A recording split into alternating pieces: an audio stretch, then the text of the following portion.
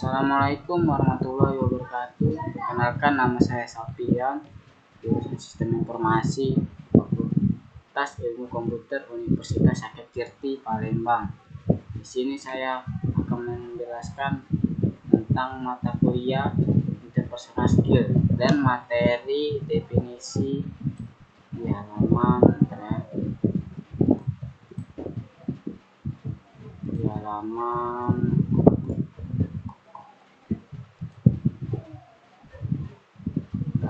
75.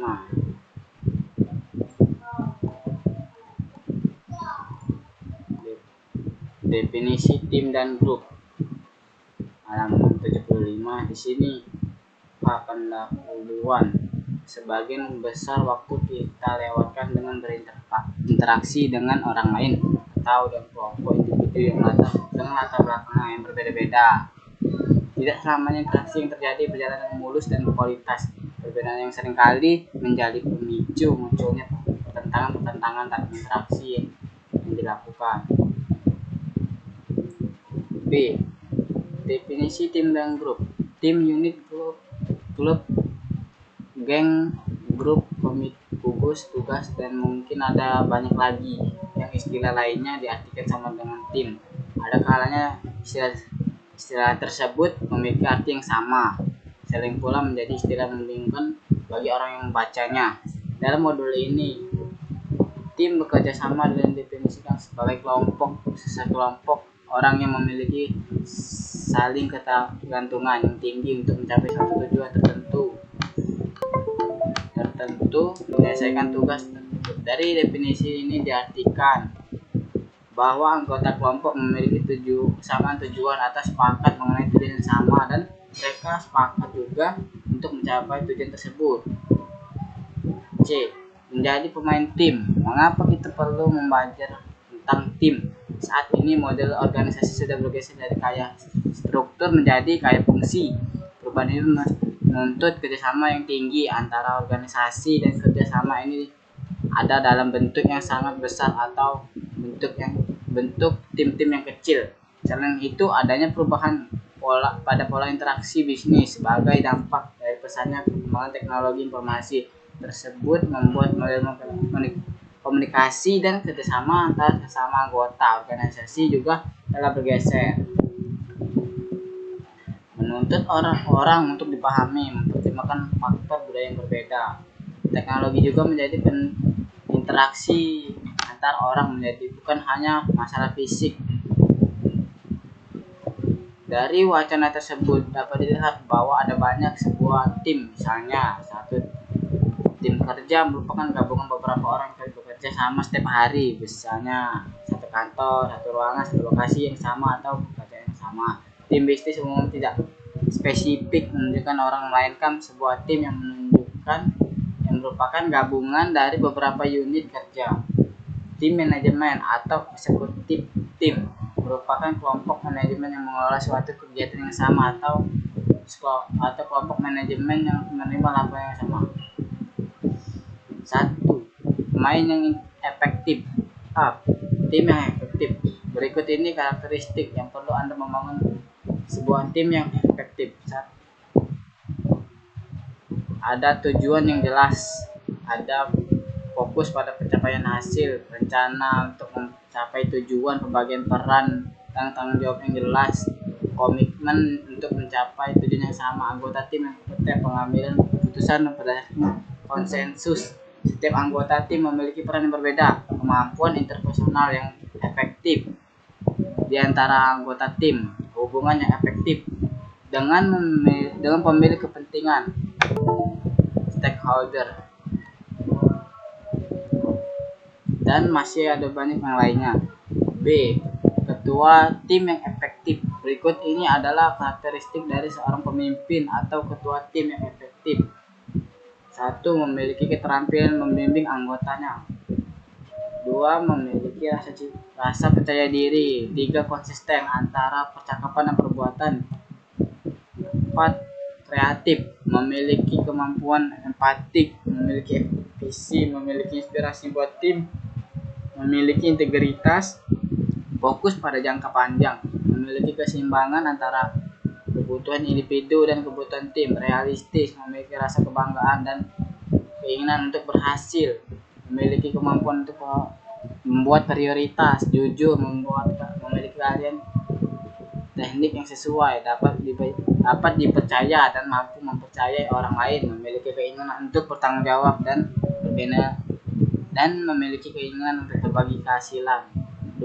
Membangun tim yang efektif. Bagaimana membangun sebuah tim yang efektif? Ketua tim, pengendali teknis, pengendali mutu, manajer atau kepala kantor memiliki peran yang sangat signifikan dalam menentukan efektivitas sebuah tim. Untuk membangun sebuah tim yang tangguh dan efektif, langkah ini dapat digunakan oleh ketua untuk membangun tim. A. Tetapkan tujuan bersama. Tim yang efektif membutuhkan tujuan yang sama bagi seluruh anggota tim. Tujuan ini berupa visi bersama anggota tim, bukan hanya target atau tujuan sama. B. Evaluasi kekuatan dan kelemahan tim. Masing-masing anggota tim tentu memiliki kekuatan, kelemahan, dan jika digabungkan dalam sebuah tim, maka kekuatan dan kelemahan tim dapat dibangun secara keseluruhan. C. Tetapkan sasaran-sasaran individual. Dengan menetapkan sasaran-sasaran antara atau target individual, maka pemimpin manajer dapat menetapkan ukuran keberhasilan tim. D. Kesepakatan seluruh anggota tim mengenai cara mencapai target individual tersebut. Dengan adanya kesepakatan, maka seluruh anggota tim memahami makna dan tujuan untuk mencapai target serta visi yang lebih besar lagi. E. Kesediaan bertanggung jawab. Ciptakan kesediaan bertanggung jawab untuk bertanggung jawab atas keberhasilan tim, termasuk tanggung jawab atas keberhasilan masing-masing anggota tim. Keberhasilan dari sebuah tim adalah gabungan keberhasilan masing-masing anggota tim. Keberhasilan tim dibangun dari keberhasilan seluruh anggota tim. F4. Bangun rasa saling percaya diri.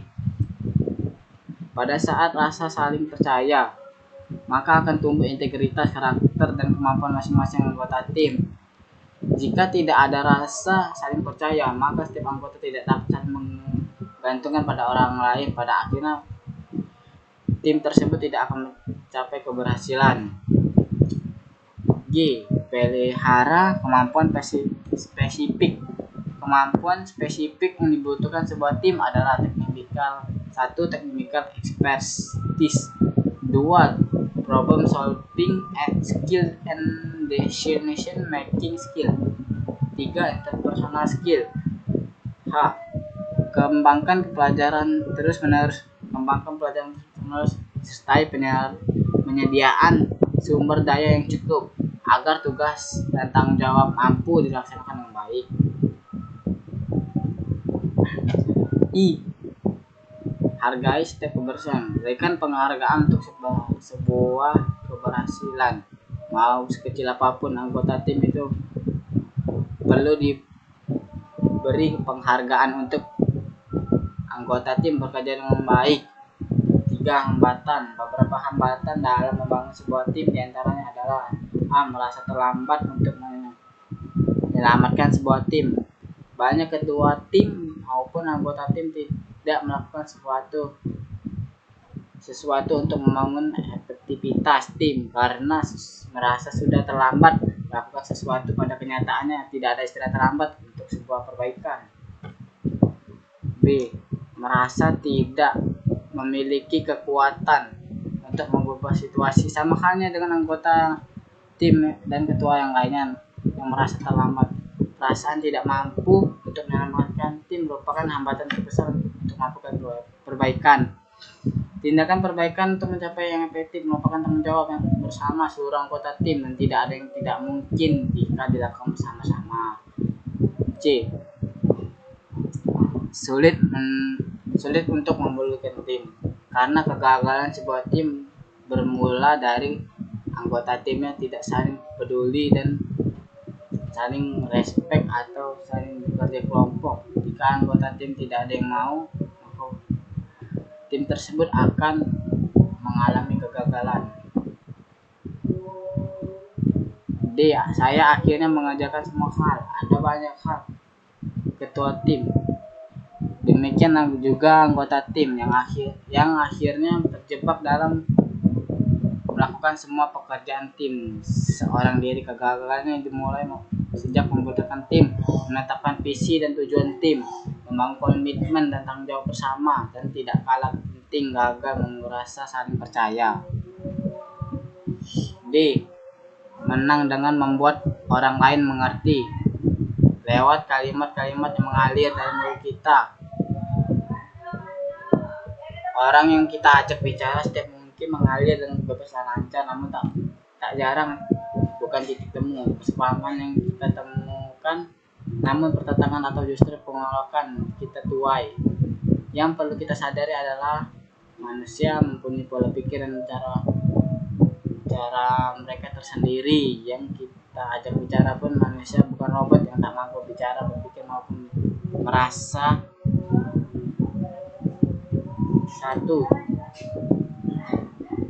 Keberhasilan komunikasi. Beberapa hal yang harus kita lakukan agar pada saat berkomunikasi kita merasakan suasana yang menyenangkan, Pak. Dan apa yang kita inginkan adalah sebagai berikut. A. Menumbuhkan kerjasama. Bagaimana kita bisa menumbuhkan kerjasama? Hanya dengan rasa hormat. Dengan rasa hormat kita menghargai lawan berbicara kita seorang pribadi dengan posisi yang sejajar kita. B. Membangkitkan pikiran orang lain dalam sebuah percakapan. Gagasan yang ada dalam benak kita harus menjadi milik lawan kita pula. Hal yang kita lakukan adalah membuat orang lain mau berpikir tentang gagasan kita dengan cara mengajukan pertanyaan pada lawan bicara. C. Menanggapi emosi. Kita sadar emosi orang lain adalah dari mempengaruhi cara berpikir mereka maupun bertindak mereka. Setiap individu emosi negatif yang mempengaruhi individu untuk berpikir dan bertindak negatif. Oleh karena itu yang harus diperhatikan dalam sebuah komunikasi adalah meminimalkan emosi negatif pada lawan bicara kita. Berikut beberapa langkah yang bisa kita lakukan antara lain. 1. Mendorong emosi dengan mengekspresikan emosi. Ketegangan yang mengganggu lawan bicara kita untuk jernih dan positif akan tersalurkan. 2. Dorong lawan bicara kita menyadari perasaannya. Dengan menyadari perasaannya, seseorang akan lebih mudah mengelola dan untuk menjadi positif. 3. Menerima emosinya. Penerimaan yang utuh akan membuat lawan kita bicara mempunyai ruang yang luas untuk menyadari dan mengelola emosi serta membuka diri kita terhadap bantuan kita. D. Mendengarkan makna yang tersirat dalam sebuah percakapan. Gagasan maupun pesan yang ingin disampaikan seringkali hanya tersirat dalam bahasa non-verbal. E. Memberi dan menerima umpan balik. Setiap manusia mempunyai kemampuan yang luar biasa dan mental luar biasa untuk membentuk pengalaman tentang sebuah pembicaraan. Apa yang ada dalam bayangan mental kita mungkin berbeda dengan mental lawan bicara kita. Dengan memberi dan menerima umpan balik, kita mampu mengklarifikasi apa yang kita pikirkan dan dipikirkan orang lain. Dengan demikian, pemahaman yang coba kita rangkai akan semakin utuh. F. Mempertahankan perhatian. Berdasarkan penelitian, kemampuan manusia berkonsentrasi berkisar 30 menit. Waktu yang tidak terlalu panjang. Sebuah pembicaraan tidak akan efektif jika dilakukan dengan perhatian yang tidak penuh. Perlu dikatakan langkah-langkah tertentu untuk memperhatikan orang lain. 1. Berpegang pada pokok pembicaraan. Jangan melantur dan jangan berbicara yang singkat. Berbicaralah tentang sesuatu yang belum diketahui orang lain. Ulangi maksud pembicaraan kita, tapi bukan mengulang kata-kata. Hindari mengatakan sesuatu yang sudah jelas. G. Menghadapi perlawanan. Pertama kali yang harus kita sadari adalah perlawanan menunjukkan keterlibatan seseorang dalam pembicaraan. Asal tidak berlebihan saat menghadapi perlawanan yang berlebihan pada yang berlebihan adalah sikap netral. H. Meyakinkan orang lain.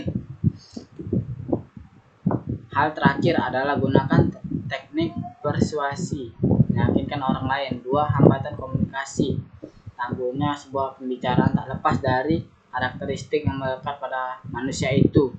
Perlawanan yang berubah. Kita hidup keseharian dalam rentetan yang cukup cenderung rutin. Kebiasaan yang membuat kita nyaman dan enggan berubah.